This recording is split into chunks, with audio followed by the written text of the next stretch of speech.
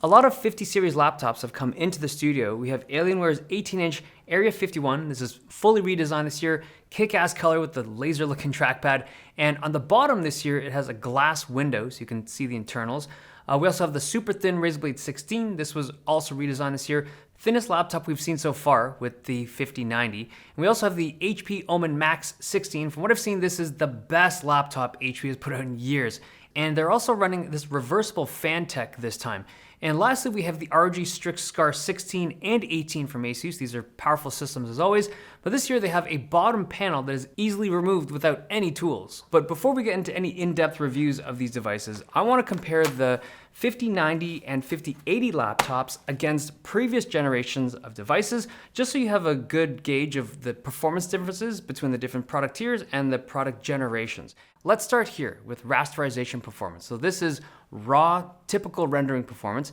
A few things to note. The 5090 devices, like the pink and blue bars up top, the blade peaks at 160 watts power draw, the Strix 18 peaks at 175. I have a feeling that the Strix 18 should be able to do a little bit better with some tuning, but this was just out of the box. I just thought that the extra wattage would be able to propel it a little bit further than it did over the 160 watt blade. The 5090, I want to say, is like 8 to maybe 10% faster than the 4090 before any kind of tweaking. The 5080 is like 10 to 15% faster than a 4080. It's close in performance to a 4090. Now between the 5080 and the 4090, I don't feel like there's a clear winner at the 1600p resolution that you get with a lot of the devices this year, but at 4K output, the 50 series does do a little better. The rasterized performance uplift this year with the 50 series generation though isn't particularly impressive. Like, it's kind of how we expected it would be considering the shifts in hardware.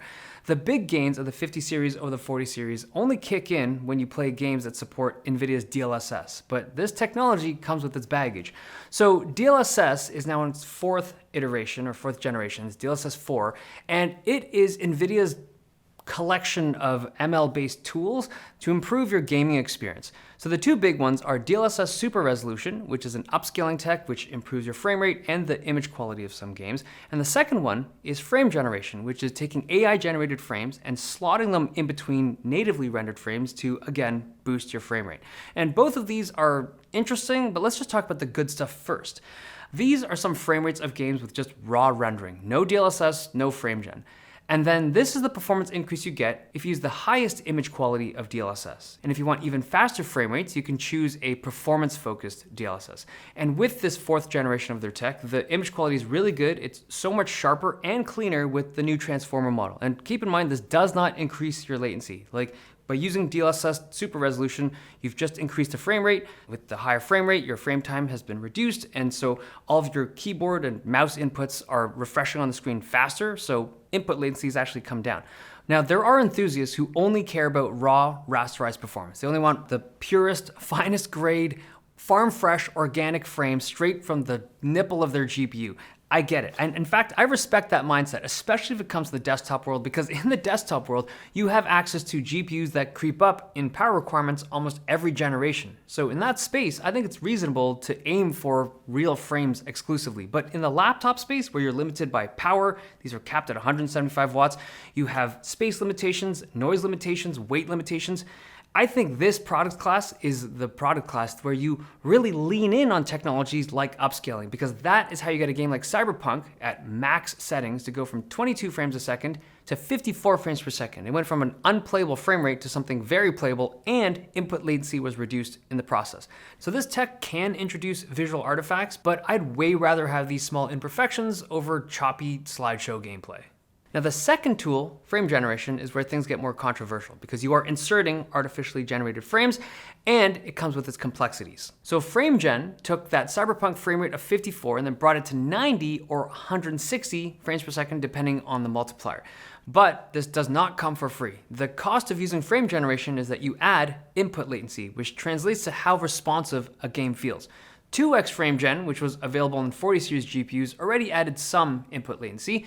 4x frame gen is unique to the 50 series and adds a little bit more. And depending on the game and the starting frame rate that you're generating from, it can be very noticeable. But in general, the higher the frame rate that you start from, the less noticeable the added latency is. The thing about frame gen latency though is that it's so subjective. For a game like Marvel Rivals, I was testing it on ultra graphics just to see how frame gen would feel, and I didn't like it. With 2x frame gen, you do get high frame rate, but the latency feels weird. And I think it's because I spent so many years playing arena shooters that I'm very sensitive to it. So the moment you give me like a hit scan character, give me 5 seconds, I can tell if frame gen 2x is on. It's remarkably obvious to me. But I've shown that same game, same settings, to some friends and other content creators, and I did the blind test on them, and they all think they can tell, right? Like, oh, of course, 2x frame gen, it's so obvious, I would be able to tell, and they can't. Like, a lot of people can't tell it apart, and it's just a matter of individual sensitivity.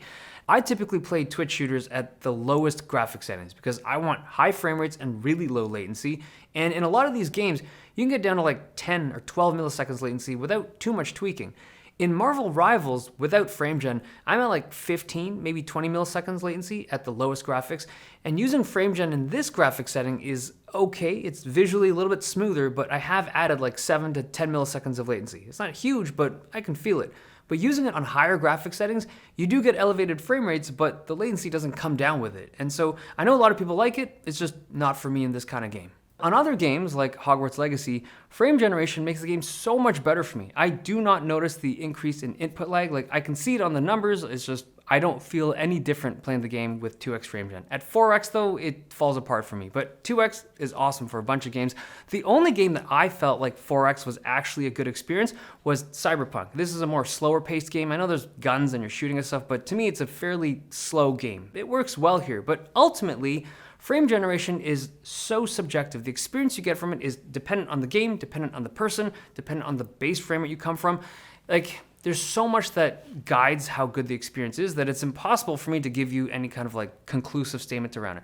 I will say though that like if you can get a base frame rate, like after DLSS stuff is on, if you can get 55 frames per second and higher, typically I think it's gonna be a good experience outside of like Twitch shooters, like arena shooters.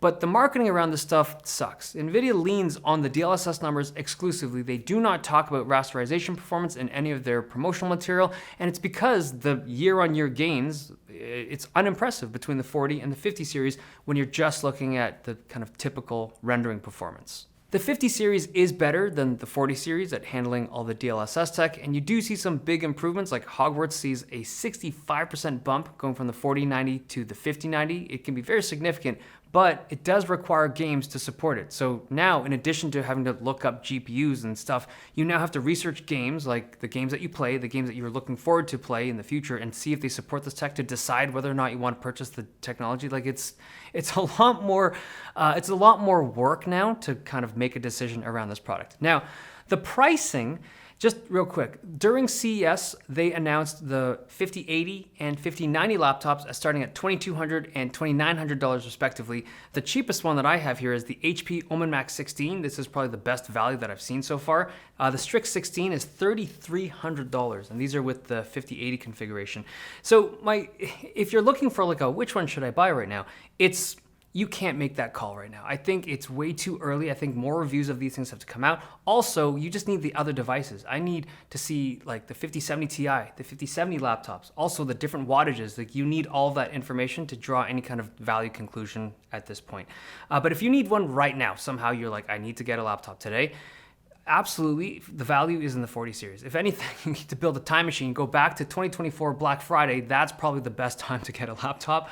But yeah, I think going forward, the tariffs are no joke. The pricing of this stuff is very expensive.